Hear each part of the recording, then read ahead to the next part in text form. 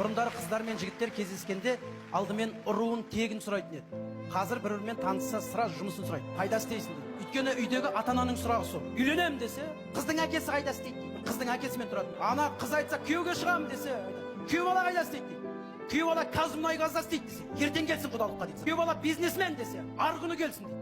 Ал егер күйеу бала мұғалім, студент, анау мынау болса, қызым сенің ақылың бар ғой дейді. Кішкене жас шықсын, үйдің ішіне ремонт істеп алайық, ана сіңілің оқуын бітірсін, ана бала армиядан келсін, сен ақылың бар ғой деп созатты. Осыдан 5 жыл бұрын машинасы бар деп күйеуге шығып кетті кейбір қыздар. Сөйтсе ол ағасының машинасы болып шықты. Немесе біреудің шофері болып шықты. Әкелеріміз, аналарымыз отыр. Сол кезінде үлкендердің батасын алып кетті. Өздері білмейді қайда кетіп жатырғанын, кетіп кетті, үйден шығып кетті. Қол ұстасып бірге хрущевский домдар деген болады. Жатақхана, бір жаңағы жай бір коммуналкаларда бір кішкентай бөлмеде тұратындар. Екеуі қол ұстасып бірге.